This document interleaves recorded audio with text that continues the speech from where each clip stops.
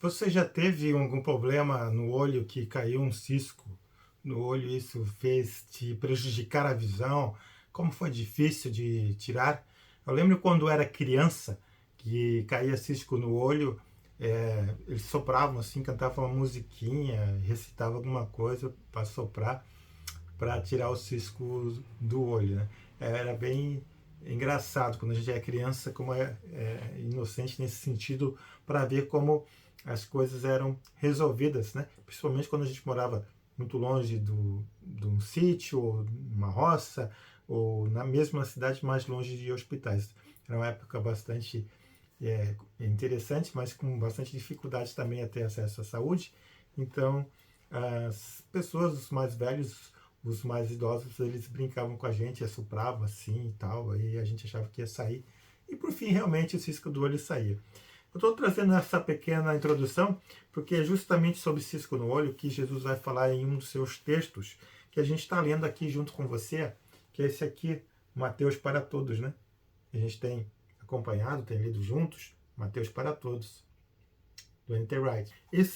A gente tem visto aqui o Sermão do Monte, no qual Jesus tem conversado com seus discípulos e com a multidão que está ali junto com ele. A última vez que a gente leu e trouxe uma palavra para vocês sobre esse texto era a respeito para a gente não ficar ansioso por coisa alguma, não se preocupar, porque Deus se cuida das aves do céu, Ele também vai cuidar da gente. Se Deus dá a formação, a planta que cresce, também Ele vai estar cuidando das nossas necessidades mais básicas. E agora Jesus então vai falar sobre julgar os outros. E o texto que se encontra ali em Mateus capítulo 1, versículo 6, na versão que o N.T. Wright utiliza. Vamos ler então. Não julguem e vocês não serão julgados. Vejam bem, vocês serão julgados da mesma maneira que costumam julgar os outros. Serão medidos pela mesma medida com que medem os outros.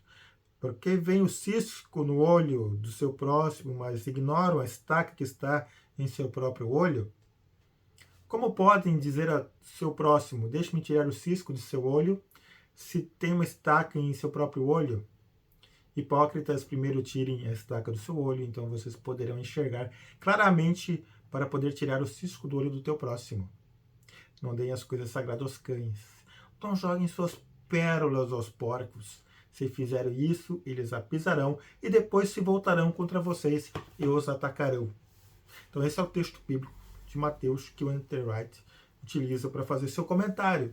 E em cima do comentário dele a gente vai trocar aqui algumas ideias que chamam atenção nessa passagem.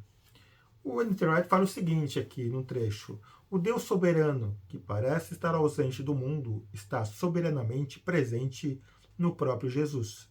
Ele expõe o pecado e o farisaísmo humanos e lida com eles, mas também permite que a misericórdia triunfe gloriosa sobre a justiça. O N.T. Wright aqui trata da soberania de Deus, que está presente em todas as manifestações que nós conhecemos no mundo. Deus é soberano, Ele está presente, está ao nosso redor, Ele é onisciente, Ele é onipresente, Ele é onipotente. Então Deus ele é soberano e Ele conhece a fundo também os nossos pensamentos, as intenções do nosso coração. E isso nos põe à prova quando nós colocamos juízo, julgamos as intenções das outras pessoas.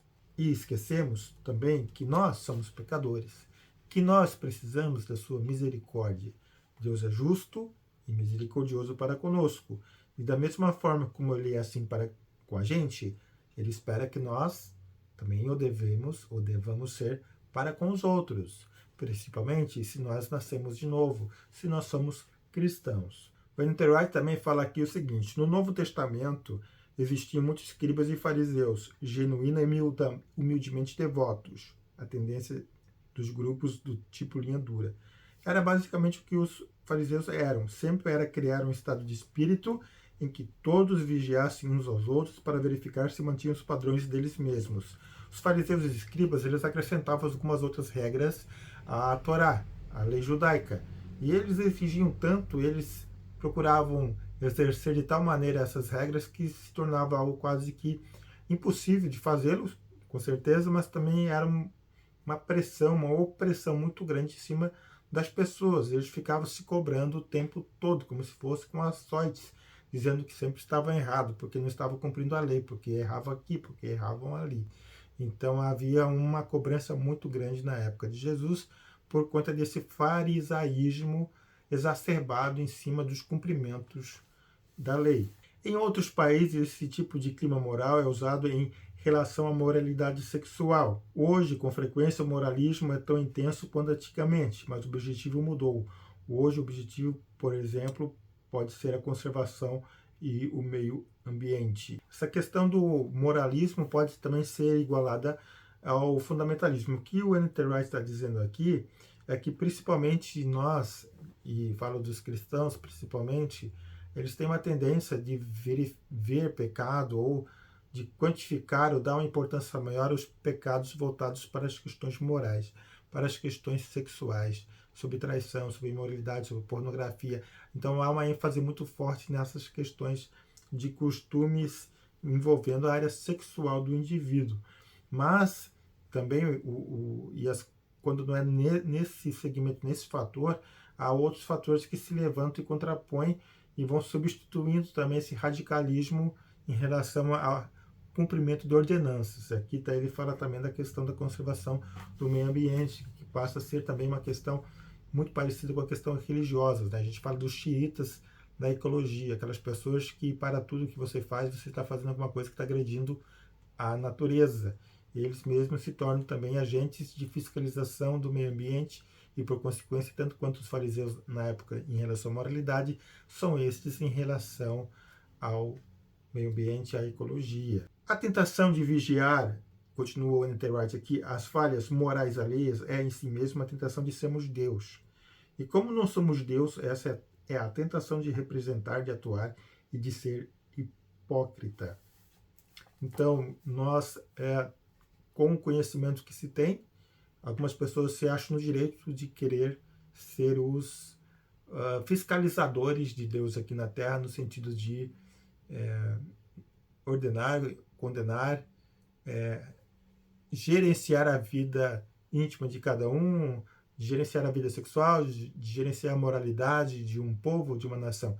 Então, essas pessoas se põem no lugar de Deus no intuito de direcionar essas questões, mas elas mesmas precisam também serem tratadas nesses assuntos muitas vezes.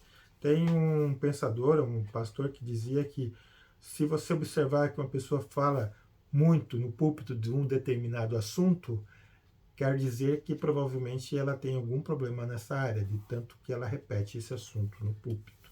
No texto bíblico que nós acabamos de ler, também fala que nós não devemos dar as coisas sagradas aos cães, nem jogar as pérolas aos porcos. O que dizer a respeito, então, dessa questão de cães, porcos e pérolas? Para o N.T. Wright, sim, parece que aqui Jesus está estabelecendo uma distinção entre a comunidade da própria pessoa e das pessoas de fora. Afinal, cães eram um termo insultante usado para denominar os gentios. Os porcos eram criados apenas por gentios, já que os judeus não comiam carne de porco. Essa questão então, de os cães que ele fala aqui, que o judeu considerava, quer dizer, o judeu, quem não era judeu era considerado gentil, e gentil associado ao cão, ao cães. Gentil, então, era todo aquele que não praticava a fé judaica. Na época de Jesus era considerado gentil. Depois, com a morte de Jesus, a sua ressurreição, envio do Espírito Santo e pregação de Paulo aos gentios, eles acabam sendo inseridos na comunidade cristã também. E houve, claro, um tensionamento lá na frente, isso é relatado em Atos, nas cartas de Paulo, em relação à prática judaica, aos costumes judaicos e aos costumes dos gentios. Essa questão aqui de não dê as coisas sagradas aos cães e nem jogar as pérolas aos porcos, né? Às vezes também no meio cristão a gente ouve falar assim, que a gente vai, anuncia o evangelho e a pessoa zomba, a pessoa não quer, a pessoa ela nega de toda e qualquer forma, né? Mesmo que de uma maneira educada, humilde, você apresenta o evangelho para a pessoa não quer. Chega num ponto que a gente acaba ouvindo dizer, então deixa, porque não adianta ficar falando se a pessoa não quer ouvir, não adianta, daí se usa essa Essa frase que Jesus falou é usada nesse contexto, assim, não adianta jogar pérolas aos porcos, né? Porque eles vão pisar e não vai ter resultado nenhum. Mais ou menos nesse sentido. E a questão do porco, como na cultura judaica, o porco era um animal imundo, né? O judeu não comia porco. Por isso que isso é mais forte, essa linguagem tem um peso simbólico muito forte para a época em que foi escrito o Evangelho. Mas o princípio subjacente de todo o Sermão do Monte, diz N.T. Wright, aqui junta-se nesse ponto de um imenso, mas divertido desafio. O reino de Deus e a forma de viver que o acompanha, a justiça ou o comportamento em relação à aliança. Essas sim são as coisas que devemos almejar. O reino de Deus e a forma de viver que o acompanha, a justiça e o comportamento em relação à aliança. Aquilo que Deus fez e aquilo que Deus faz em Cristo através do Espírito Santo em nós. Essas coisas sim é que nós devemos buscar, essa orientação, lendo as Escrituras e tendo o Espírito Santo em nosso interior para nos orientar, para falar conosco também em oração no Espírito. Depois de falar dessa questão dos porcos e das pérolas, a gente vai terminando e falando o seguinte, conforme o anterior também termina por aqui. Se isso estiver certo, se essa afirmação se encaixa no que Jesus diz mais adiante, no capítulo 10 de Mateus, a primeira missão do Evangelho é apenas para os judeus. É claro que depois da crucificação e da ressurreição, tudo fica diferente. O Evangelho deve abraçar o mundo inteiro, conforme eu falei antes. E, enfim, essa é ainda uma parte do Sermão do Monte, a gente já está caminhando para o final dele, e são bastante ensinamentos que Jesus nos traz. E o importante é nós permanecermos fiel a ele, e na dependência do seu Espírito Santo para nos mostrar, para nos orientar, para que a gente tenha humildade para não ficar julgando os outros também. Que Deus te abençoe e que te ilumine. Ficamos para a próxima. Um abraço e até lá.